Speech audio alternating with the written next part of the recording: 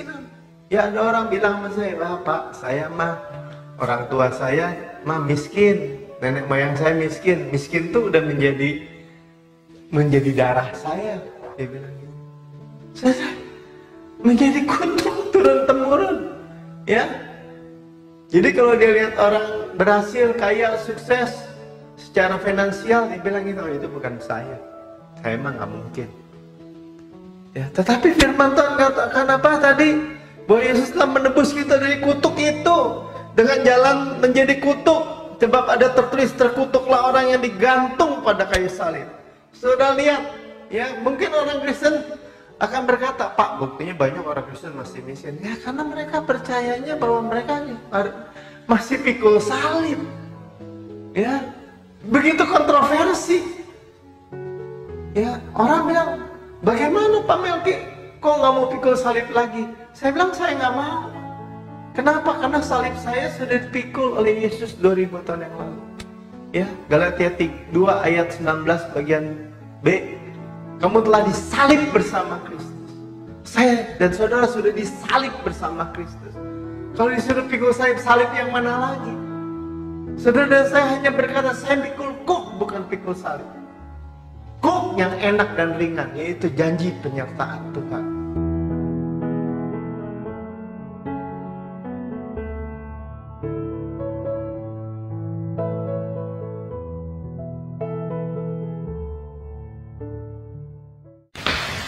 Shalom.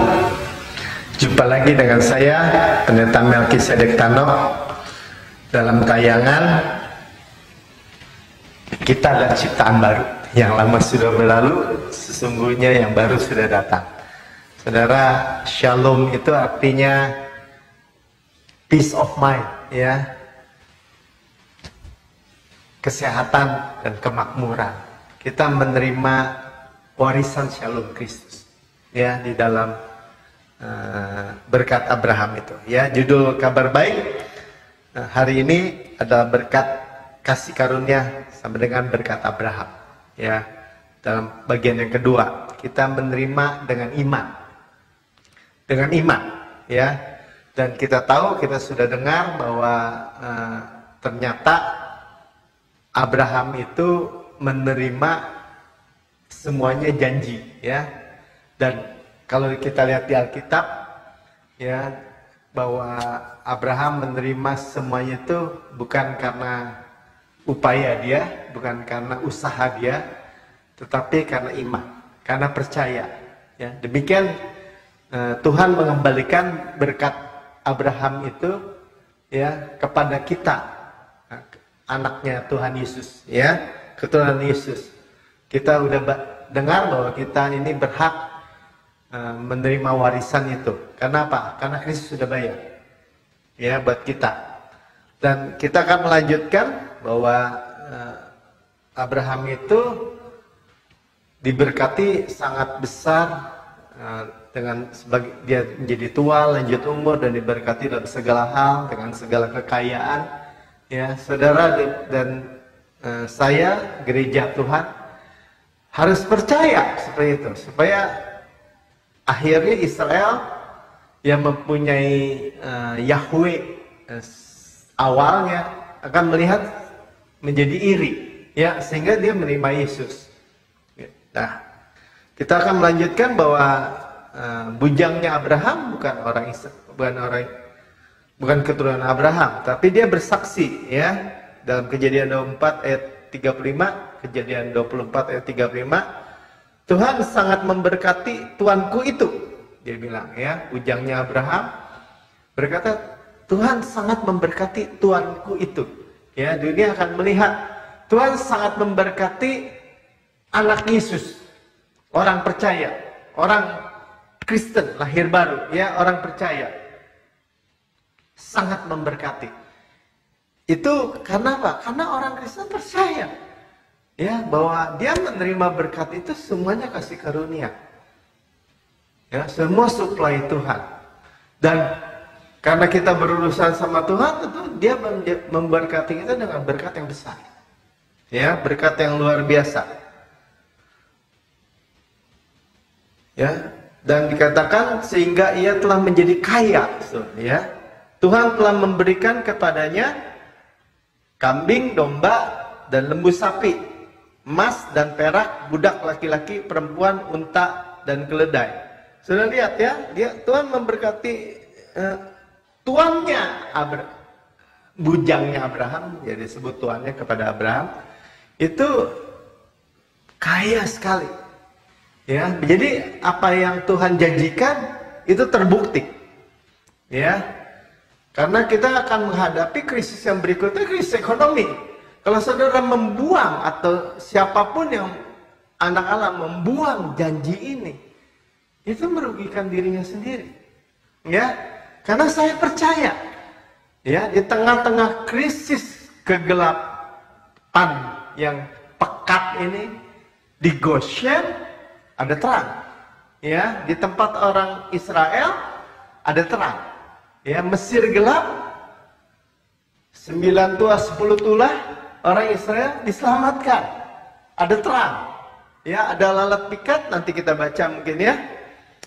Coba kita baca aja ya di dalam Keluaran 8 ayat 22.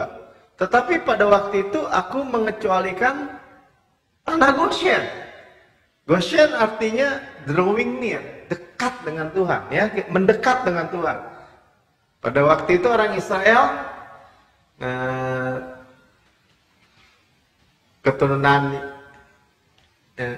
Yakub, ya, itu punya anak 12, mereka harus datang ke Mesir. Kenapa? Karena adiknya, ya, atau keluarganya, anak yang bernama Yusuf itu menjadi raja muda di Mesir. Dan Yusuf itu menggambarkan Yesus, ya, menebus dunia ini, ya. Dan ketika mereka datang mendekat, ya, mereka ditempatkan di Goshen. Ya, demikian kita bukan ditempatkan hanya di Goshen, kita ditempatkan di dalam Kristus, seperti saya sudah gambarkan. Kita mewarisi Kanaan, ya. Di mana umatku tinggal, sudah lihat ya, di mana umatku tinggal, sehingga di sana tidak ada pikat.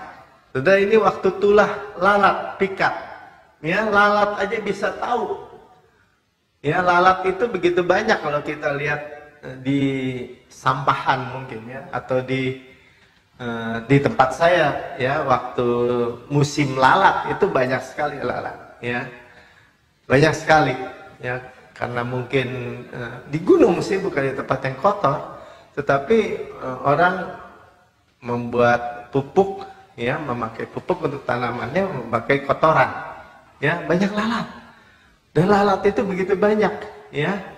Dan di tempat Goshen tidak ada, ya, seperti virus, ya, COVID-19, ya, di mana-mana kita nggak bisa lihat, ya, karena ukurannya nggak bisa mikroskop aja, mesti yang mungkin yang terbesar, ya, ukuran nano, ukuran kecil sekali, ya. Tetapi tidak ada dikatakan di tempat tinggal orang Israel, supaya engkau mengetahui bahwa aku Tuhan ada di negeri itu. Saudara, supaya Tuhan tahu, supaya dunia tahu bahwa ada Tuhan di tempat tinggal saudara, di dalam kediaman saudara dan saya. Percaya nggak? Itu masalahnya. Saudara jangan menentang firman Tuhan dengan mengatakan, oh enggak, itu pendeta aja buktinya ada yang mati, buktinya itu orang Kristen aja ada yang begini. Saya nggak mau menghakimi mereka, ya. Yang saya percaya ada firman Tuhan. Coba sekali lagi kita lihat dalam Keluaran 9 ayat 26. Hanya di tanah Goshen, di tempat orang Israel ditempatkan di Mesir itu, tempat kediaman orang Israel, tidak ada turun hujan es. Ya, ada hujan es di seluruh Mesir, cuma di tanah Goshen tidak. Di tempat kediaman orang Israel. Kenapa? Ada Yesus. Ada Yesus dalam saudara dan saya. Ya. Coba yang bagian yang terakhir, Keluaran 10 ayat 23. 10:23. Tidak ada orang yang dapat melihat temannya, juga tidak ada orang yang dapat bangun dari tempat tidur, dari tempatnya selama 3 hari. Tetapi pada semua orang Israel ada terang di tempat kediamannya. Ya, gelap begitu pekat. Orang Mesir tidak bisa bangun dari tempat tidurnya, nggak bisa nyalin lilin untuk mengalahkan gelap itu. Tapi di Goshen, di tempat ada Yesus, ada Tuhan, ada terang. Jadi terangnya ini bukan terang biasa. Makanya waktu Yesus katakan akulah terang, dunia boleh gelap, akulah terang. Saudara, ada terang dunia, Yesus ada terang dalam diri saudara dan saya. Itulah yang menjadi terang buat kita. Ya. Jadi nggak bisa kegelapan, nggak bisa menguasai. Tidak bisa lalat pikat atau virus COVID-19. Tidak bisa. Ya, masuk ke dalam rumah kita. Itu yang kita percaya. Ya. Yang bagian yang kedua, kita ada anak Abraham. Hidup dari iman. Ya. Coba saudara lihat, saudara nggak bisa hidup dari upaya untuk menerima berkat Abraham ini. Usaha, saudara, bukan karena kebenaran melakukan hukum Taurat, upaya saudara untuk menyenangkan Tuhan, bukan. Tapi dari iman, bagaimana Kristus sudah menyenangkan, sudah menjadi penerimaan. Yesus sudah selesai di kayu salib buat saudara dan saya. Itulah penerimaan satu-satunya. Galatia 3 ayat 7 katakan, Jadi kamu lihat, jadi saudara saya lihat, bahwa mereka yang hidup dari iman, mereka itulah anak-anak Abraham. Saudara, bagaimana saya bisa jadi keturunan Abraham? Orang saya orang Indonesia, keturunan Chinese, dan mungkin juga saudara juga bukan ada orang keturunan Yahudi, ya. Tetapi saudara saya disebut menjadi anak-anak Abraham. Hanya anak yang menerima warisan, kita sudah baca tadi. Ayat 8. Dan kitab suci yang sebelumnya mengetahui bahwa Allah membenarkan orang-orang yang bukan Yahudi, yaitu kita, oleh karena iman, telah terlebih dahulu memberitakan Injil kepada Abraham. Olehmu segala bangsa akan diberkati. Itu berita Injil, itu berita kabar baik. Olehmu Abraham, semua bangsa, saya termasuk saudara, termasuk ya, akan diberkati. Dengan berkat apa? Ya berkat janji Abraham itu. Ayat 9. Jadi mereka yang hidup dari iman, merekalah yang diberkati bersama-sama dengan Abraham yang beriman itu. Jadi saudara jangan mengharapkan berkat Abraham ya menjadi kaya, lanjut umur, tua lanjut umur, diberkati dalam segala hal, kaya akan emas, perak dan ternak yang banyak, menjadi perisai Tuhan buat kita, menjadi upah Tuhan yaitu Yesus sendiri sangat besar. Itu yang kita lakukan karena upaya kita nggak bisa, kebenaran kita nggak bisa, ya. Kita menerima seperti Abraham Bapa leluhur kita di dalam Kristus. Kita menerima seperti dia, hanya percaya. Ya. Orang mulai bilang, karena dia bertindak, karena dia begitu. Enggak, saudara. Dia hanya percaya. Ya. Saya nggak punya waktu untuk menjelaskan bagaimana Abraham hanya percaya. Ya, dia juga punya banyak kesalahan. Dia berbohong tentang istrinya. Dia nggak bisa apa-apa, ya. Tetapi Tuhan memberkatinya karena janji, ya. Dibebaskan kita dari kemiskinan.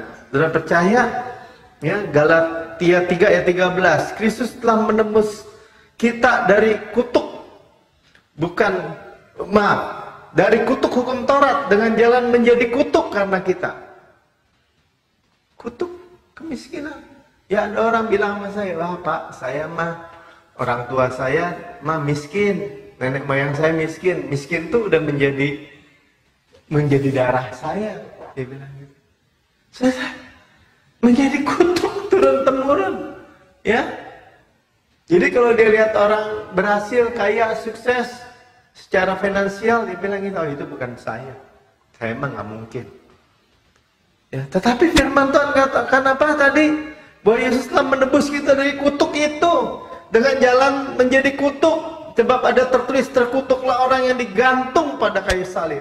Saudara lihat, ya mungkin orang Kristen akan berkata, Pak, buktinya banyak orang Kristen masih miskin. Ya karena mereka percayanya bahwa mereka masih pikul salib. Ya, begitu kontroversi. Ya, orang bilang, bagaimana Pak Melki? Kok nggak mau pikul salib lagi? Saya bilang, saya nggak mau. Kenapa? Karena salib saya sudah dipikul oleh Yesus 2000 tahun yang lalu. Ya, Galatia 2 ayat 19 bagian B. Kamu telah disalib bersama Kristus. Saya dan saudara sudah disalib bersama Kristus. Kalau disuruh pikul salib yang mana lagi? Saudara dan saya hanya berkata, saya pikul kuk, bukan pikul salib. Kuk yang enak dan ringan, yaitu janji penyertaan Tuhan. Saudara luar biasa, ya. Kenapa? Karena kita tahu terkutuklah orang digantung di kayu salib. Ya tapi kan cuma pikul, Pak. Tetap aja pikul kutuk. Ayat 14, Yesus Kristus telah membuat ini. Tuhan Yesus telah membuat menanggung kutuk saudara dan saya ini. Supaya di dalam dia berkat Abraham sampai kepada bangsa-bangsa lain. Tuhan Yesus yang lakukan supaya berkat Abraham itu sampai kepada kita, kepada saudara dan saya. Ya, sehingga oleh iman kita menerima roh yang telah dijanjikan itu. Itu kan berkatnya rohani, Pak. Roh itu meterai. Ya, janji itu dimeterai oleh Roh Kudus, sudah diberikan Roh Kudus, Roh Kristus, pengurapan Kristus. Sehingga apa? Sehingga janji berkat Abraham itu benar-benar saudara bilang, oh iya benar milik saya. Sebab Tuhan sudah bayar. Ya. Kita diberkati berlimpah-limpah, dibuat sangat banyak.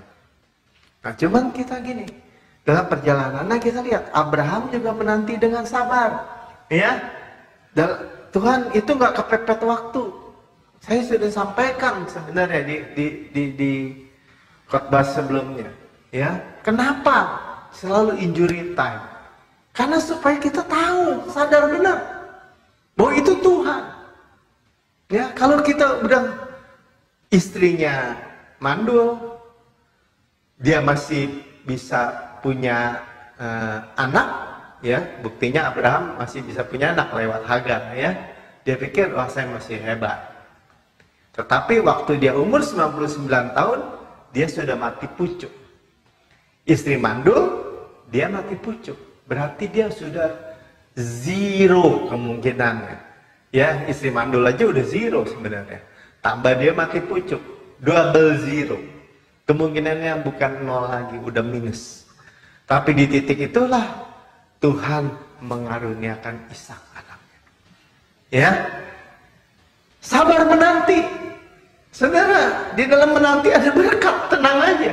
Dalam pemeliharaan, kenapa? Karena Tuhan yang sangat ingin, Tuhan yang mempunyai keinginan yang lebih daripada saudara sendiri untuk memberkati saudara. Kenapa? Karena dia mempunyai tujuan untuk menyatakan kemuliaan dalam kehidupan saudara dan saya. Ya, coba saudara baca di dalam Ibrani 6 ayat 15. Maaf, Ibrani 6 ayat 15. Kita baca. Abraham menanti dengan sabar. Dengan demikian ia memperoleh yang dijanjikan kepadanya. Nah, sabar. Ya.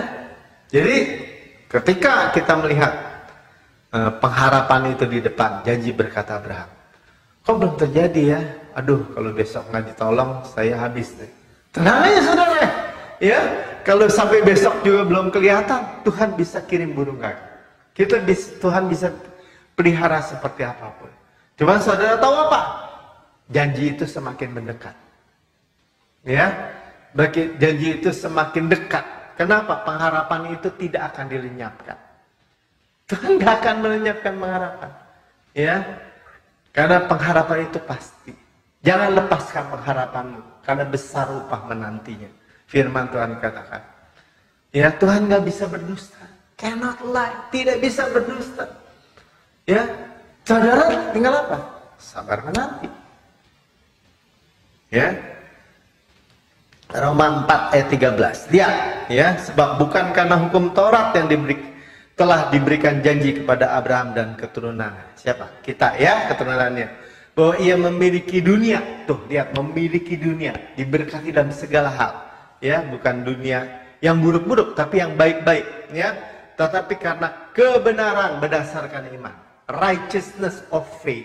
Sekali lagi, ini kita bicara tentang saudara mau menerimanya karena iman, karena percaya. 14. Sebab jika mereka yang mengharapkan dari hukum Taurat menerima bagian yang dijanjikan Allah, maka sia-sialah iman dan batalah janji itu. Kalau ada orang Kristen mau mengharapkan berkat janji Abraham, diberkati berlimpah-limpah, dipelihara, dijagai, kalau mau pakai dibilang mau menerima bagiannya karena mengharapkan dari hukum Taurat, dari upaya diri, iman sia-sia. Padahal kita menerima karena iman, tapi iman jadi sia-sia. Janjinya apa? Janjinya jadi batal. Firman Tuhan yang katakan, ya. Karena itu kita nggak mau janji berkat Abraham itu batal buat kita. Kita nggak mau, ya, bahwa iman kita jadi sia-sia. Kita percaya, beriman di dalam Kristus. Mari kita berdoa. Bapak, terima kasih. Kami bersyukur, kami sudah mendengar bahwa di dalam Kristus kami ada keturunan Abraham. Kami berhak menerima janji-janji Allah. Kami berhak menerima Tuhan ada perisai kami. Upah kami sangat besar, yaitu Kristus. Di dalam Kristus kami menerima semua perlindungan, pemeliharaan, bebas dari kutuk. Semua berkat, diberkati dalam segala hal. Dengan emas, perak, ternak yang banyak. Semua hasil buminya berhasil beruntung. Tuhan, Kau melihat umat-Mu. Siapapun yang berada, yang mendengar firman Tuhan. Mereka yang dalam keadaan pergumulan ekonomi. Mereka dalam keadaan kesusahan untuk bayar hutang, untuk tagihan, sekolah, atau apapun Tuhan. Kami tahu Tuhan, Engkau Yesus datang supaya kami beroleh hidup dan bereja dengan segala kelimpahan. Dan kami tahu, kami dengar saat ini bahwa Tuhan di dalam Yesus Engkau mengembalikan berkat Abraham itu bagi kami, dan Kanaan itu tanah yang berlimpah susu dan madunya menjadi bagian kami, menjadi warisan kami. Kami percaya Tuhan, kami menerima dan kami menikmatinya. Terima kasih Bapa. Di dalam nama Tuhan Yesus kami berdoa mengucap syukur. Haleluya. Amin.